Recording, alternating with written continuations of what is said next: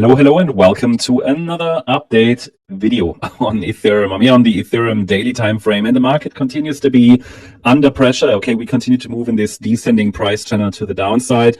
But as mentioned in the last few updates, we saw already a first reaction to a micro support zone, which is between $2,712 and $2,788. And from here, we've seen a bounce. Okay, so we have we have an ABC structure to the downside here, right? So that's the idea in the B wave. And this is a downtrend. And in the downtrend, obviously nothing is moving in a straight line, usually not. So from that pullback, yeah, we have a first reaction. So from that pullback that started on the 10th of October, so 10th of December, we had a decline into a micro support zone and a bounce. And the bounce happened here on Thursday last week. And the price moved as a result back to the upper boundary line of the trend channel. And it was a move that, well, it's like spanned 11%. And, but we don't have a real breakout yet. Okay, so it's just a bounce. Now you might recall from the updates, if you follow the work, then you will remember that the bounce that happened from that swing low on the 18th of December, it was expected, and it was actually a 5-wave move. Why was it expected? Because the pullback was quite significant, and we just reached standard key levels. It was a key, pivot plus CPI day. Okay, so CPI results came out on the day. So typically we would expect a bounce. Made sense. Okay. And so, looking at the entire decline here, we might see some further downside. There are two scenarios I'm really tracking here. I want to talk to you about the short-term bearish and the short-term bullish scenario. However, in both of them, another low is expected. There is one alternative scenario in which a low might have formed already, but I would really need to see more evidence for that. Short-term bearish means we have an A wave down, the wave 4 topped. We have a wave 5 down, and with the A wave happened of the wave 5. The wave 5 in this case is an ABC structure for reasons we discussed in previous updates extensively. We could now be in a B wave bounce, which might stretch a little higher, possibly to round about $3,300, and then could get a C wave decline. That gives me an A, B, C to the downside. Short-term bullish is a little bit more bullish.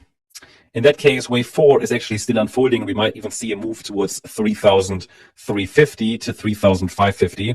If this is a larger A, B, C structure in wave 4, and instead of just 3 waves up, we get 5 waves up. Okay, it's not a great difference, but that's the explanation why we have 2 different resistance boxes here. I'd say for more clarity and to keep you updated about what's going on the smaller time frame, let's take a look at the shorter time frame and we can continue to give you daily analysis in very high frequency here on the channel. Now let's also take a look at the smaller time frame. What we are tracking here on this chart is this wave 4 in a 3-wave move up. Yeah, so it might have topped. That's the short-term bearish count. Then we had the A wave down. I just showed you that. The reason why I want to show you the smaller time frame is because we had a small upside impulse from the Thursday low, an A wave up. This could be a B wave, and then maybe we get a C wave up. Gives me 3 waves down, 3 waves up, again into this zone here. I mentioned roughly $3,200 to $3,300. And then if we get an impulsive rejection from there, the C wave down might happen for one more low. Just to explain also the short-term bullish count, if wave 4 is still unfolding, well, a 5-wave move up would help confirm that A, B, and then 1, 2, 3, 4, 5. And if we get that, then we still have another chance to top and we get one more low. At the moment, one more low still feels like, not just feels like, but seems like the most probable scenario. Of course, we could also break out completely to the upside. We'll have to see how the market reacts up here. Yeah, but as long as we don't even break above resistance levels, it's a bit early to talk about that. It feels a bit premature, to talk about really a meaningful upside breakout to new highs. That would be the orange count, by the way, in which a larger B wave pullback already completed. But look, with only a 3-wave move up here, it's a bit difficult to confirm, right? It's a clear 3-wave move up. I know there are people who count that differently, more bullish. Anything's possible, but that's the reason why I'm looking for higher in the short term. In the short term, we're looking for higher in all scenarios. Let me be very clear. In all scenarios, we're looking for higher prices.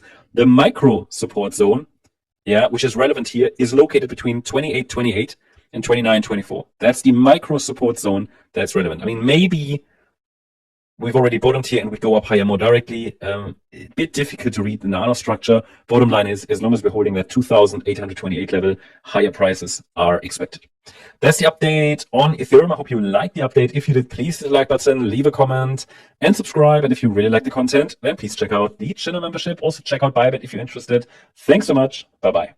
Are you looking for exchange with zero fees over 3,000 plus trading pair with industrial leading liquidity proof of reserve that has 1:1 ratio with 24/7 online customer service support?